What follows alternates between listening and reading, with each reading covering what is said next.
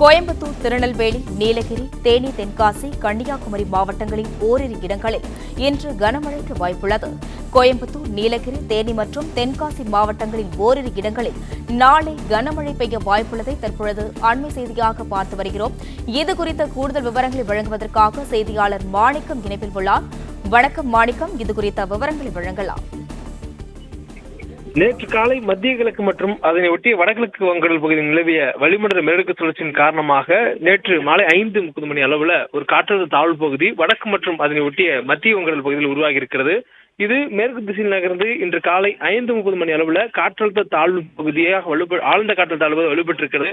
இது மேலும் வடமேற்கு மற்றும் அதனை ஒட்டிய மத்திய வங்கக்கடல் பகுதியில் நிலவுவதன் காரணமாகவும், அதேபோன்று இது அடுத்து வரக்கூடிய 24 மணி நேரத்தில் தெற்கு ஒரிசா, வடக்கு அந்த கடலோர பகுதிகளுக்கு உள்ள வடமேற்கு மற்றும் அதை ஒட்டிய மத்திய மேற்கு வங்கக்கடல் பகுதிகளில் காற்றழுத்த தாழ்வு மண்டலமாக வலுப்பெறும் எனவும் சொல்லப்பட்டிருக்கிறது.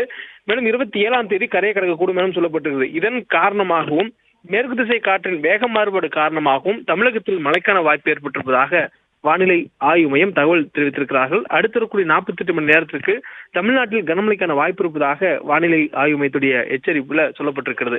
இன்றைய தினம் கோயம்புத்தூர், திருநெல்வேலி, அதேபோன்று நீலகிரி ஆகிய மாவட்டங்களிலும், தேனி, தென்காசி, கன்னியாகுமரி ஆகிய மாவட்டங்களில் ஓரிரு இடங்களில் இன்றைய தினம் கனமழைக்கான வாய்ப்பு இருப்பதாக வானிலை ஆய்வு மையம் தெரிவித்திருக்கிறாங்க.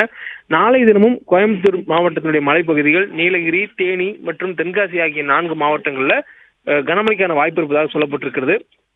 மேலும் இந்த மழையை பொறுத்தவரையிலும் காற்றுடன் கூடிய மழையாக பெய்யக்கூடிய வாய்ப்பு இருப்பதாகவும், தரைக்காற்று மணிக்கு 40 கிலோமீட்டர் வேகம் வரையிலும் வீசக்கூடும் எனவும் வானிலை ஆய்வு மையம் தெரிவித்திருக்கிறாங்க. தொடர்ச்சியாக இந்த மழைக்கான வாய்ப்பு அடுத்த 48 மணி நேரத்திற்கும் மேற்கு தொடர்ச்சி மலை ஒட்டிய பகுதிகள் மீது நிலவுவதற்கான வாய்ப்பு அதிக அளவில் இருப்பதாகவும் வானிலை ஆய்வு மையம் தெரிவித்திருக்கிறாங்க.